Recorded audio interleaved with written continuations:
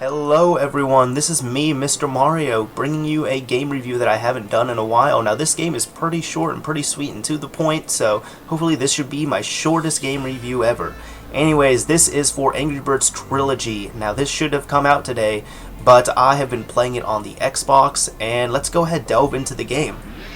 So first off, graphics-wise, I mean, if you've played Angry Birds, it's going to be the same on here, except they've remastered everything so that it's going to look great on your 40-inch TV, or 50, or 60, or 100-inch TV. It doesn't matter. It's going to look good on anything, because they've remastered everything in full HD, according to what they said, the creators of the game. So that's definitely good. Aside from that, though, they also remastered all the cutscenes so that there are actual cutscenes. They are entertaining to watch. But that's really about it when it comes to graphics. I mean, it's typical Angry Birds graphics. They're going to look funny, they're going to look goofy, cartoony, full of colors and all that. It'll keep you entertained the whole time. So what about the sound of the game? Now, when it comes to that, I'll be honest, when I was playing Angry Birds on my phone or on my iPod, I was kind of listening to music in the background and I just had the game noise muted. Really, I mean, it's the same on here. I'm sure it's definitely been remastered just for, game consoles and all that. But the thing is, you can only take the sounds of Angry Birds and the music looping over and over to a point, and I honestly think it's more annoying on a console than it is on a phone.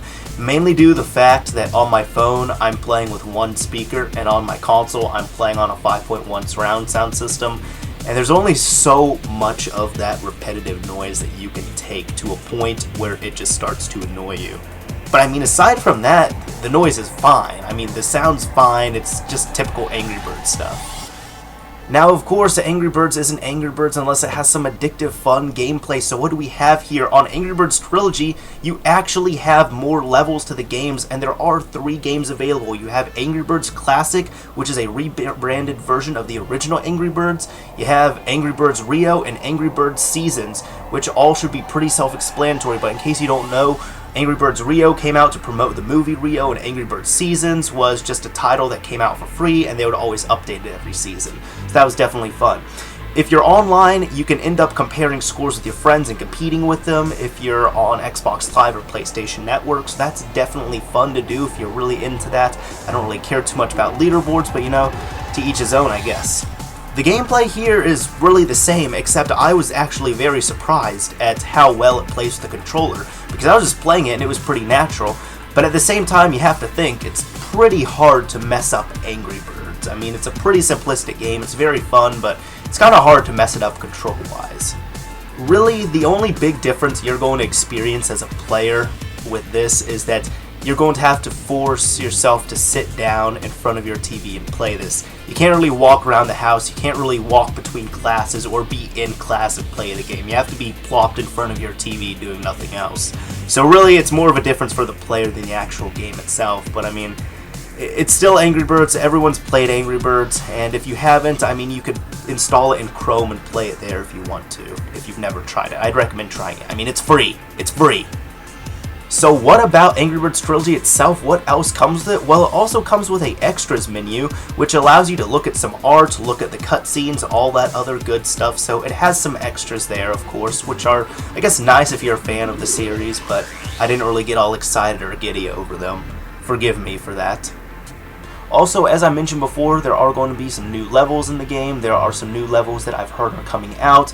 I don't know if they're going to be free or paid. I've heard mixed things. Some people have said that they are going to be paid DLC. Others said they're going to be included in free updates. All you know is that there's going to be support on here.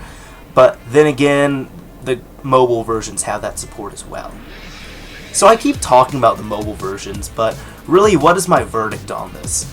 Well, this is kind of just an annoyance to me, but this game is definitely a cash-in more than a fan service in every way. I mean, Angry Birds is already everywhere. It's on iPhones, iPods, iPads, every single iDevice ever. It's on computers, it's on Android. I mean, it's on everything.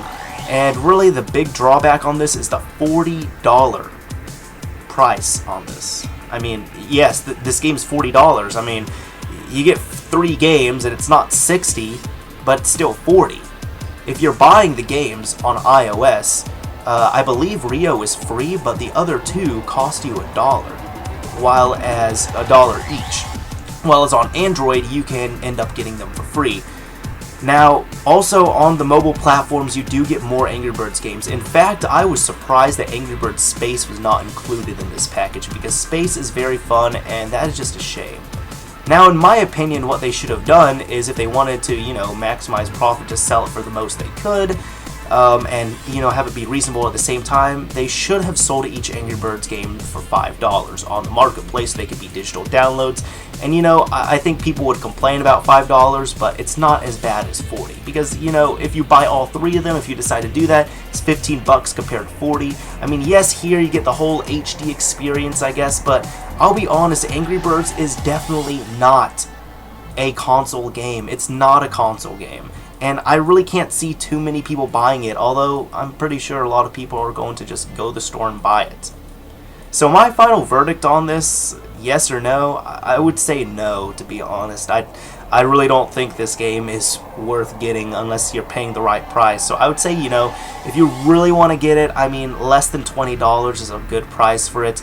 But I don't even think the biggest Angry Birds fans out there will be able to justify spending $40 on this. I mean, I myself love Angry Birds. I have t-shirts, I have a few of the little Angry Birds toys and all that, and I've played the games. But, $40 for this? No. No, thank you. So anyways, final verdict on it. Number-wise, I'll be honest, I'm tired of giving numbers for games, and I think this is the first game that it's good to introduce that feature into, because this is a game that I feel like I cannot give a number to on a scale of 1 to 10, just the Angry Birds Trilogy thing. So, again, my final verdict, if you can find it for the right price, like less than $20 or $15, maybe, but, in the end, you're better off just playing it on a mobile platform. That's the experience that it was meant to have, and that's what it should stick to be honest. So anyways, this is Mr. Mario signing off. Have fun killing pigs on whatever platform you decide to play Angry Birds on. Don't get it on consoles.